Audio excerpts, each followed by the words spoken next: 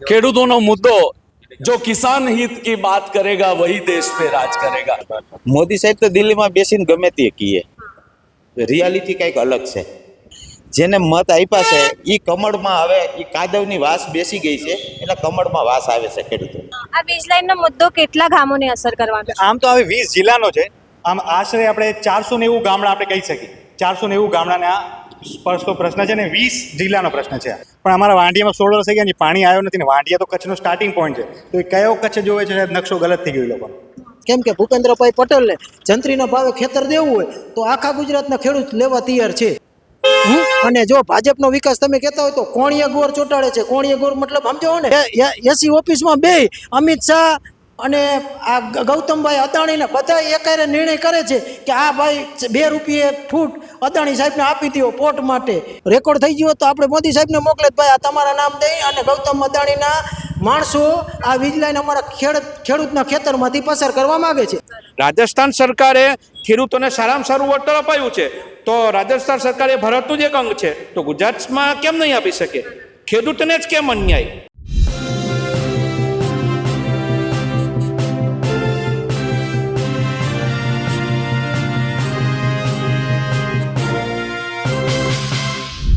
રાજ્યના વિવિધ જિલ્લાના ખેડૂતો આજે અમદાવાદના અદાણી પાસે આવ્યા છે, તો જાણીએ કે તેઓ શા કારણે અને શા માટે અહીંયા આવ્યા છે. ગુજરાત રાજ્યના 20 જિલ્લાઓમાંથી ટાવર લાઇન પસાર થાય છે. ખાવડા કચ્છથી લઈને સમગ્ર ગુજરાતના આ અત્યારના 8 જિલ્લાઓ અને બીજા 20 એમ કરીને 28 જિલ્લાઓને અસર કરતી વાત છે. અત્યારે KPS 3 જે ખાવડાથી સાઉથ ઓલપાડ 8 જિલ્લાઓ 26 તાલુકા અને 497 ગામોને અસર કરતી એક ટાવર લાઇન અહીંયાથી પસાર થઈ રહી છે.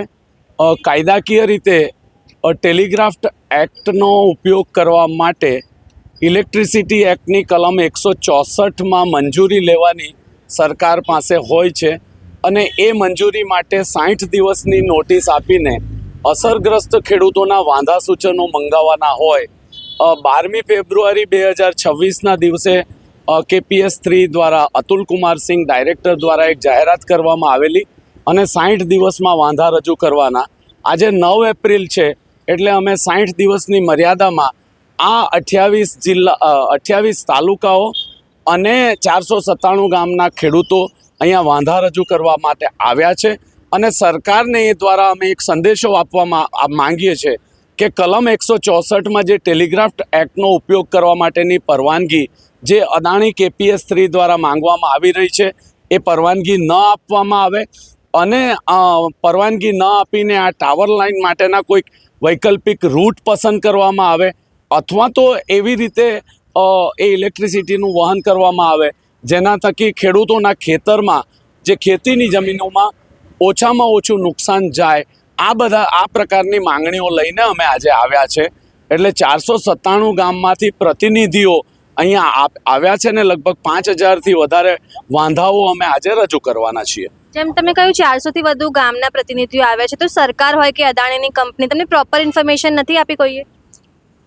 ઇન્ફોર્મેશન 12મી ફેબ્રુઆરીના દિવસે જે જાહેરનામું કરવામાં આવેલું છે એમાં KPS 3ની ઓફિસમાં વાંધા રજૂ કરવાનું કહેવામાં આવેલું છે. એટલે KPS 3ની ઓફિસ મકરબાની અંદર છે, એમાં એડ્રેસ લખવામાં આવેલું છે. એ જગ્યાએ અમે આવ્યા છે. અમે અત્યારે અતુલ કુમાર સિંઘને ફોન કરીએ છીએ, એ અથવા એમના પ્રતિનિધિ અમારી પાસે વાંધા લેવા માટે આવે અથવા તો અમે ઓફિસમાં જઈને એ વાંધાઓ રજૂ કરીએ. આ એક કાયદાકીય પ્રક્રિયા છે અને કાયદાકીય પ્રક્રિયા અનુસરવી ખૂબ જરૂરી છે. એ કંપની માટે પણ જરૂરી છે, સરકાર માટે પણ જરૂરી છે અને ખેડૂતો માટે પણ જરૂરી છે. ખેડૂતો આવ્યા છે, પોતાના વાંધા રજૂ કરશે.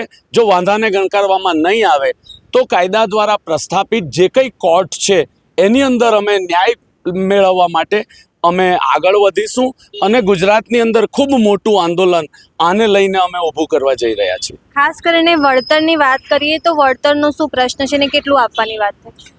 જ્યાં સુધી આ લાઈનને લાગે વળગે છે ત્યાં સુધી વળતરની આજે અમારી કોઈ માંગ જ નથી. સરકાર દ્વારા, કેન્દ્ર સરકાર દ્વારા જે કાયદાઓ બનાવવામાં આવ્યા છે એ કાયદાઓનો યોગ્ય રીતે અમલ થાય અને એના જે પ્રાવધાન છે એને અનુરૂપ કાર્યવાહી કરીને મંજૂરી મેળવવામાં આવે.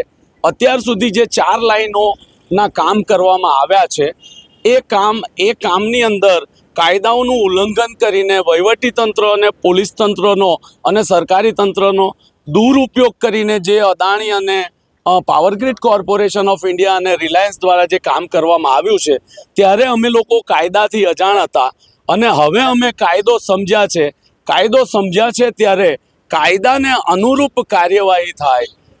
જે વાંધા સૂચનો લેવાના છે એ ખેડૂતો પાસે વાંધા સૂચનો લેવામાં આવે.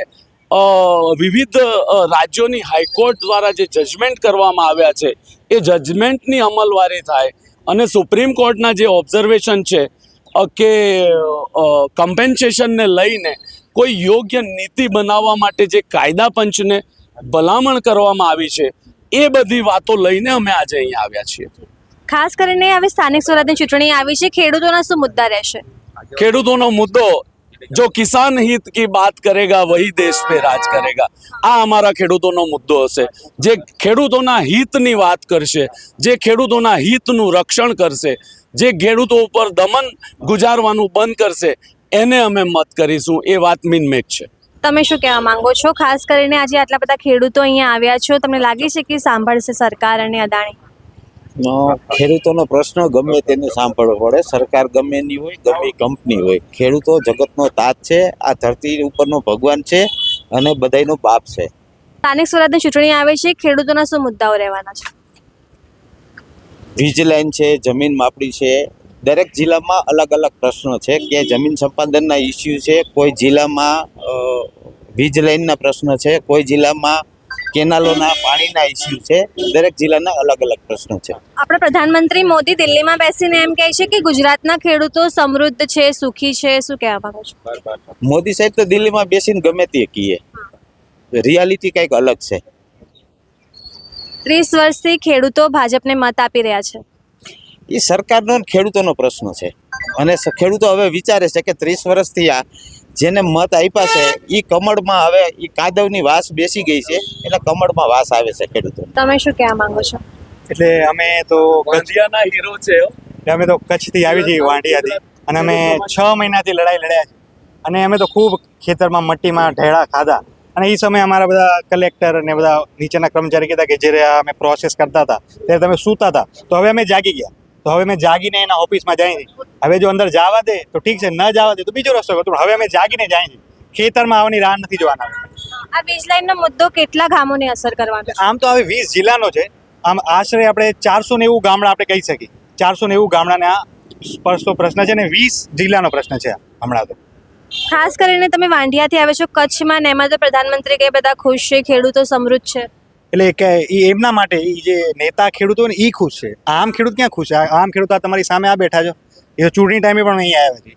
મોદીના માટે એ લોકો તો એમ પણ કહે છે કે 8 થી 9 ગણી અમે ખેડૂતની આવક વધારી. પણ અમારા વાંઢિયામાં 16 વર્ષ થઈ ગયા, પાણી આવ્યો નથી ને વાંઢિયા તો કચ્છનો સ્ટાર્ટિંગ પોઈન્ટ છે. તો એ કયો કચ્છ જોવે છે, નકશો ગલત થઈ ગયો એ લોકોનો.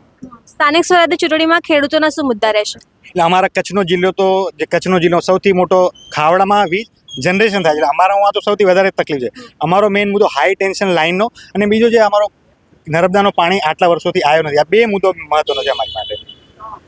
ખાસ કરીને ભૂપેન્દ્રભાઈ એમ કહે છે કે ગુજરાતમાં ખેડૂતોને પૂરતી સહાય મળે છે, પૂરતી આવક મળે છે. અમે ખેડૂતો પાસે જાણવા માંગીએ છીએ કે તેમના સુધી કેટલું પહોંચ્યું છે. એટલે અમારા કચ્છમાં તો કઈ સહાય સુધી આવી નથી અને કચ્છનો જે અમારો વિસ્તાર છે આ ભાજપના 30 વર્ષના રાજમાં કચ્છ તરફ એક મોટી અવગણના છે.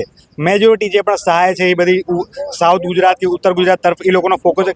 કચ્છ તરફ શું સહાય છે? કોઈ સહાય નહીં. અને કચ્છથી ખનીજ અને લાઇટનો મોટો અમારો ઇન્કમ છે, છતાં સરકારની કોઈ સહાય નથી. ફક્ત સફેદ રણ, એના સિવાય કચ્છને બીજું કાંઈ દેખાતું નથી. હમણાં કાંઈક બજેટમાં 97 કરોડ કાંઈક ગાંડા બાવળ માટે આપ્યા, પણ એટલા ખેડૂત માટે ફાળવતા નથી લોકો. તમે શું કહેવા માંગો છો? શું વાંધા અરજી લઈને આવ્યા છો આજે?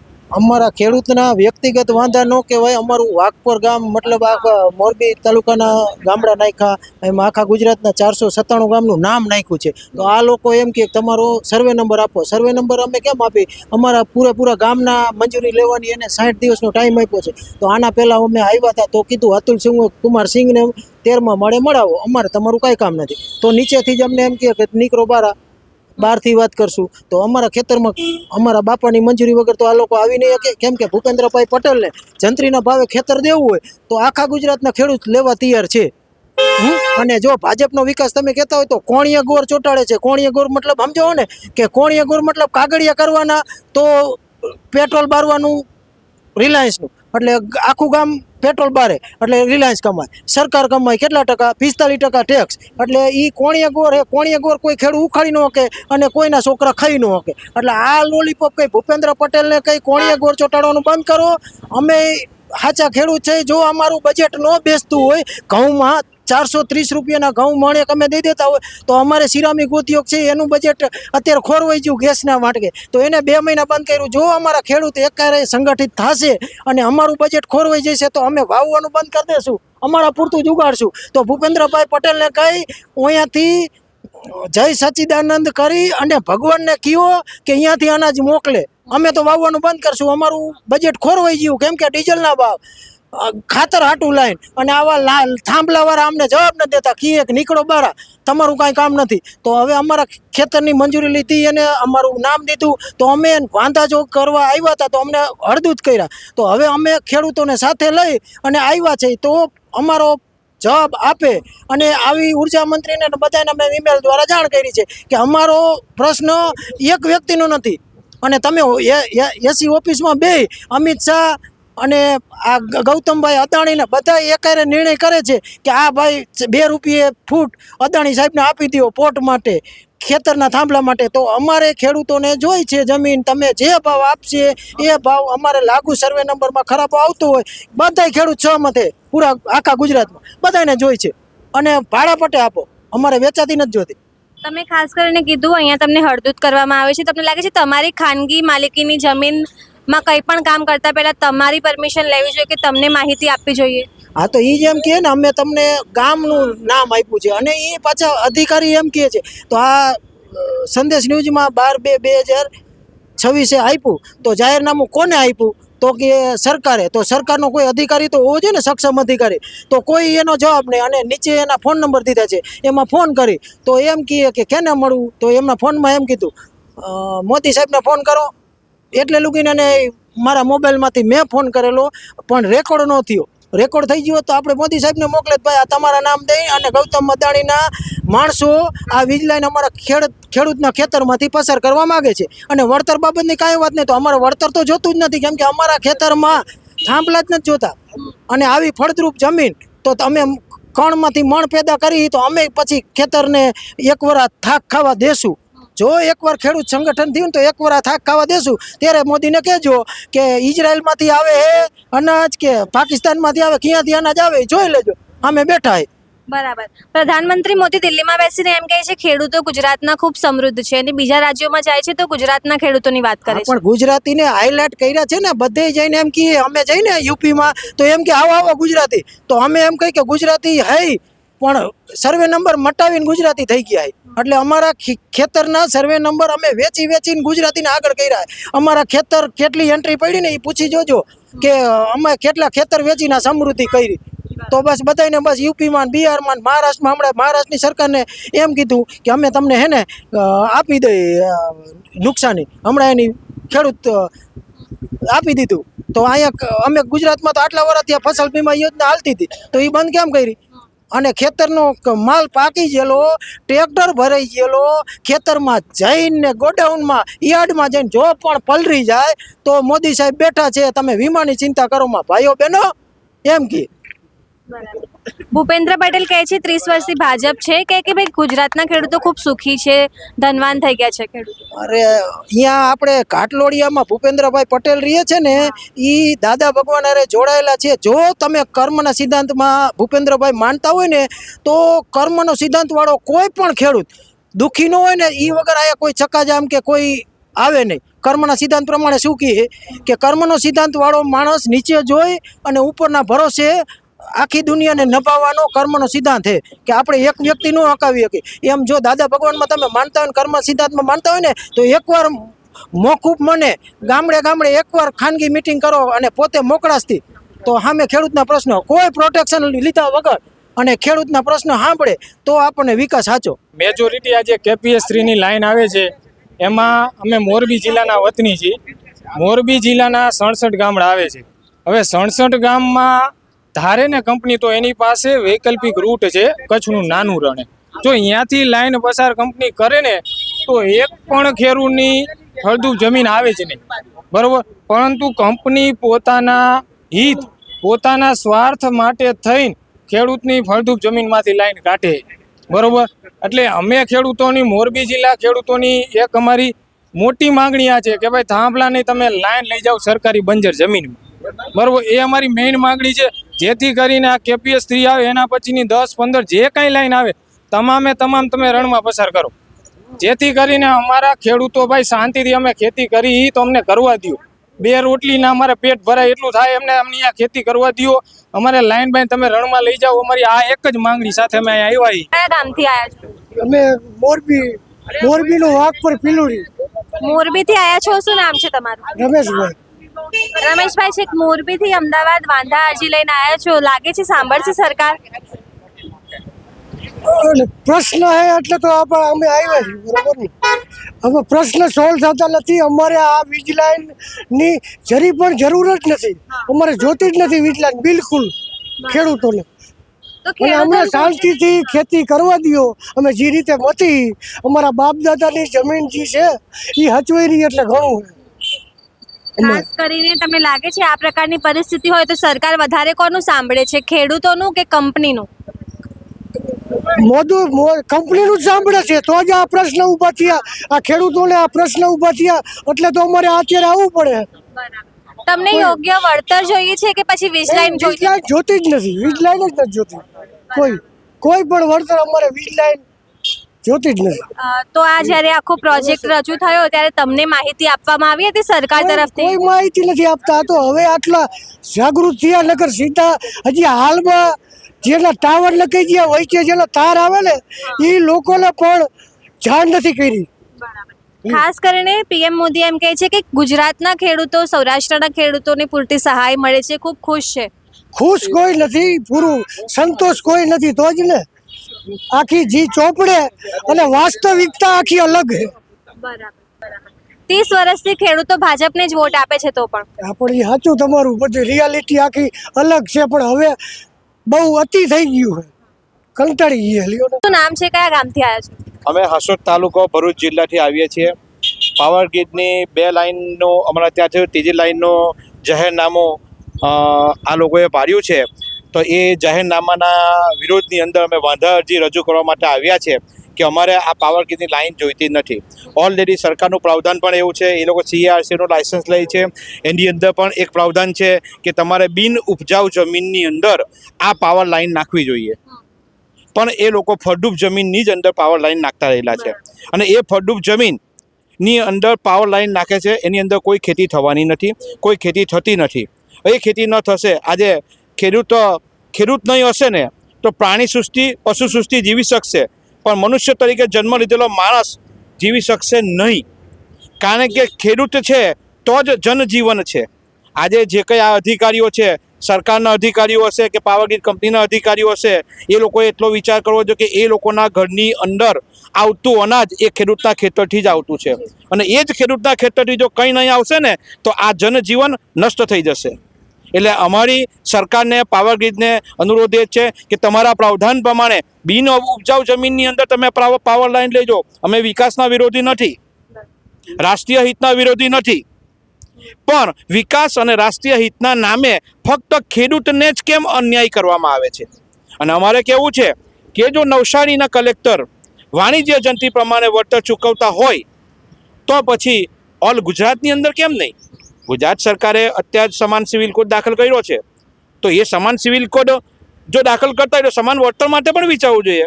રાજસ્થાન સરકારે ખેડૂતોને સારામાં સારું વળતર અપાયું છે, તો રાજસ્થાન સરકાર એ ભારતનું જ એક અંગ છે, તો ગુજરાતમાં કેમ નહીં આપી શકે? ખેડૂતને જ કેમ અન્યાય? પાવર ગ્રીડ કંપની વિકાસના માટે કરતી હશે, સરકાર વિકાસના માટે કરતી હશે, તો અમને એનો વિરોધ નથી. પણ એના જે પ્રાવધાન છે કે તમે બિન ઉપજાઉ જમીનની અંદર આ પ્રોજેક્ટ તમે નાખો, અમને કોઈ વાંધો નથી. ફળદ્રુપ જમીનને શા માટે તમે નષ્ટ કરવા માંગો છો? કારણ કે એની અંદરથી અન્ન પાકશે તો આપણે ખાઈશું ને તો જનજીવન જળવાયેલું રહેશે, નહીં તો આ ધરતી ઉપરથી જનજીવન જ નષ્ટ થઈ જશે. હવે ખાસ કરીને ખેડૂતોને યોગ્ય વળતર જોઈએ છે કે વીજ લાઈન જ નથી જોઈતી? પહેલાં તો અમને વીજ લાઈન જ નથી જોઈએ કે અમે ખેડૂત પુત્રો છે, જગતના તાત કહેવાય છે. અમારે ખેતી કરવી છે, ખેતી કરીને અમારું જીવન જીવડાવવું છે અને ભગવાને જે મનુષ્ય તરીકે મોકલેલા છે એની જવાબદારી, જીવન જીવવાની જવાબદારી આ ખેડૂતના માટે છે. એ અનાજ પકવશે તો બધા ખાશે, એ અનાજ પકવશે તો બધાના ઘરે ચૂલો સરકશે. એટલે અમારે તો એ જ છે કે ને કદાચ તમારે નાખવી હોય તો તે પ્રમાણે ખેડૂતને એ પ્રમાણેનું વળતર ચૂકો કે એ ખેડૂત બીજી જગ્યા પર જઈને વ્યવસ્થિત આ સારી ખેતી કરી શકે. આ પ્રકારની પરિસ્થિતિમાં સરકાર ખેડૂતોનું સાંભળે છે વધારે કે કંપનીનું સાંભળે છે? એ તો સરકાર કંપનીને અમે કહીએ છીએ, જ્યારે રૂલ લેવલ પર અમે જઈએ છીએ અને કામ માટે પાવર ગ્રીડના માણસોને કહીએ છીએ તો એ લોકો એવો જવાબ આપે છે કે અમે તો ચિઠ્ઠીના ચાકર છે, અમને કલેક્ટરશ્રીએ ઓર્ડર કર્યો છે તે પ્રમાણે અમારે કરવાનું છે. એટલે કલેક્ટરશ્રીની પાસે સત્તા છે, એ લોકોના કહેવા પ્રમાણે કેવું છે, અમે નથી કહેતા. પાવર ગ્રીડના માણસો એમ કહે છે કે કલેક્ટરશ્રી કે જેટલો હુકમ જેટલું આપવાનું કહેશે તો અમે આપવા તૈયાર છે, કલેક્ટરશ્રી હુકમ કરશે એટલું અમે આપવા તૈયાર છે.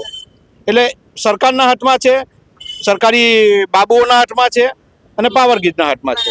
સ્થાનિક સ્વરાજની ચૂંટણી આવવાની છે, ખેડૂતોના મુદ્દા શું રહેશે તમારા ગામમાં, તમારા શહેરમાં? બેન, એ બાબતે તો હું અત્યારે કહી શકું એમ નથી, કારણ કે દરેક ખેડૂત પોતાની અંતરાત્મામાંથી જે પુકારશે તે પ્રમાણે એ કરશે. ખેડૂતનું નુકસાન થશે, ખેડૂતને જે થશે તે પ્રમાણે એને જે લાગશે ને એ પ્રમાણે દરેક ખેડૂત પોતાની રીતે એ કરશે. શું નામ છે તમારું? ગૌરાંગ કાપડિયા, કયા ગામથી આવ્યા? દિગસ ગામ. આજે વાંધા અરજી લઈને આવ્યા છો, શું છે સમગ્ર મામલો? અમે KPS 3ની લાઈન નાખવા દેવા માંગતા નથી, પાવર ગ્રીડની લાઈન પણ નાખવા દેવા માંગતા નથી. એમણે રૂટ બદલીને જે વધુ સલામત રૂટ હોય ત્યાં જવું જોઈએ, ફળદ્રુપ જમીનોમાં ટાવર લાઈન કરવી જોઈએ નહીં, એવું અમારા ખેડૂતોનું માનવું છે, દ્રઢપણે માનવું છે.